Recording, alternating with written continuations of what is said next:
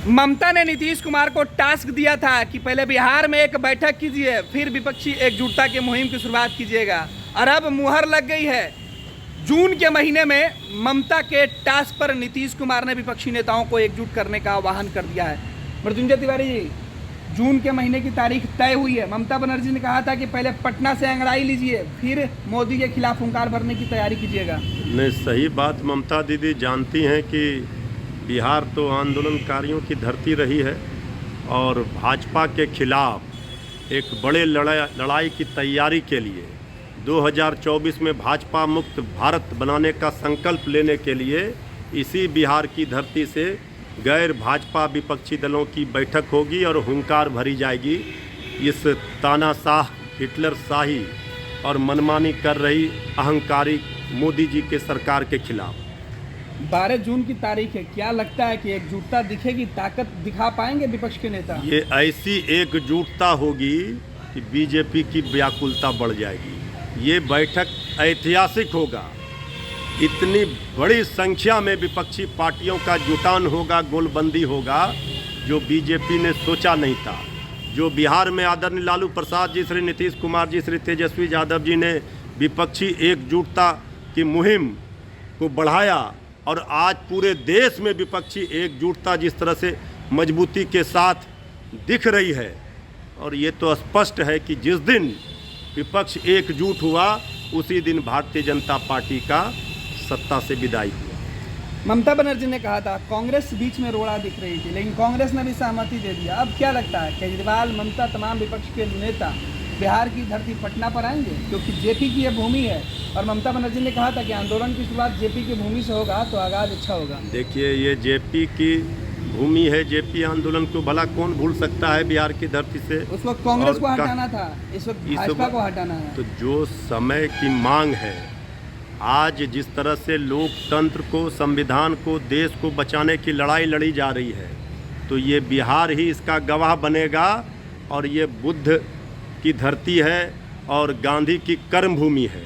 आज़ादी की लड़ाई का संकल्प भी गांधी जी ने यही चंपारण से लिया था, और जयप्रकाश नारायण का भला कौन भूल सकता है जेपी आंदोलन। तो इसलिए इस धरती से जब जब हुंकार भरी गई है, जब जब बिहार ने अंगड़ाई ली है, सत्ता का परिवर्तन हुआ है। और ठीक ही कहा गया है कि जिंदा कौम 5 वर्षों तक इंतजार नहीं करता है।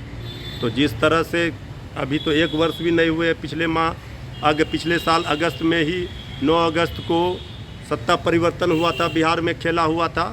अब आप देखेंगे कि आने वाले दिनों में 2024 में तमाम विपक्षी पार्टियां एकजुट होकर के भाजपा मुक्त भारत बना कर रहेंगे। ये संकल्प सभी लोगों का है। 14 के चुनाव के लिए मोदी ने भी यहीं से हुंकार भरी थी। अब क्या नीतीश हुंकार भरेंगे मोदी के खिलाफ? भाई, ये तो सीधा हो जाएगा, चेहरा भी नहीं, ये मुकाबला बिल्कुल साफ है। देश की जनता भाजपा के खिलाफ है, इसलिए ये हुंकार जो भरी जाएगी, ये हुंकार की शुरुआत जो है, नींव उसी दिन पड़ गई थी 9 अगस्त 2022 को, जिस दिन सत्ता से बाहर कर बीजेपी को हटा दिया गया था। इसलिए 2024 का डर भारतीय जनता पार्टी को है। और 12 जून को जिस दिन ये बैठक होगी, उस दिन आप देखिएगा जो नज़ारा होगा, जो विपक्षी दलों के नेताओं की गोलबंदी होगी, उसी दिन से बीजेपी की उल्टी गिनती शुरू हो जाएगी। सर जी, आखिरी सवाल कि देश में एक तरफ नए संसद भवन का उद्घाटन हो रहा था, दूसरी तरफ महिला पहलवानों के साथ पुलिस ने फिर बर्बरता दिखाई है। देखिए, इससे बड़ा दुर्भाग्यपूर्ण स्थिति कुछ नहीं हो सकती।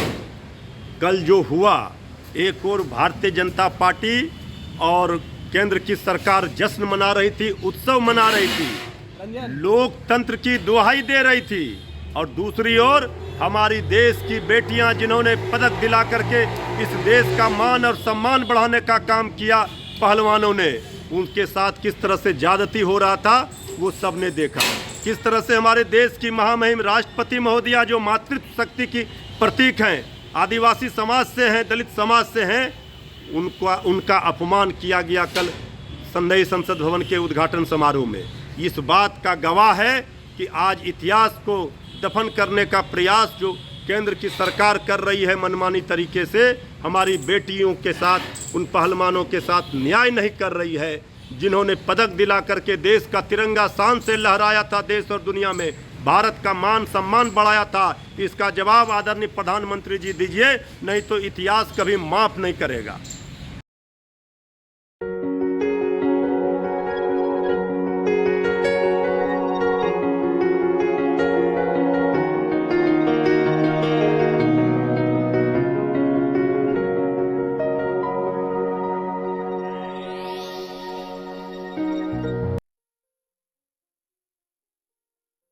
ये लो मुंह मीठा करो, आज मैंने अपना जॉब छोड़ दिया, अब हम पूर्णिया वापस जाएंगे।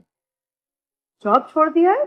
मतलब ये घर कैसे चलेगा? हम करेंगे क्या? और माँ बाबूजी क्या बोलेंगे? इसलिए मैं एक और मिठाई का डब्बा लाया, अपने बिजनेस के लिए लोन अप्रूव हो गया। अरे लोन अप्रूव हो गया वो तो ठीक है, लेकिन पूर्णिया में हम रहेंगे कहाँ? अपना घर भी तो नहीं है वहाँ। इसलिए तो एक और मिठाई का डब्बा अलग से लाया हूँ।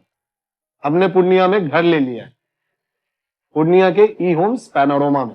पूर्णिया में पैनोरमा ग्रुप लेकर आए हैं ई होम्स पैनोरमा, बड़ा घर, आलीशान जिंदगी और अत्याधुनिक सुविधाओं के संग। अरे अरे, अब क्यों मुंह मीठा करवा रही हो? क्योंकि हम घर वापसी जो कर रहे हैं। घर वापसी की खुशी पूर्णिया में ई होम्स पैनोरमा के संग। E Homes Panorama, luxurious lifestyle redefined.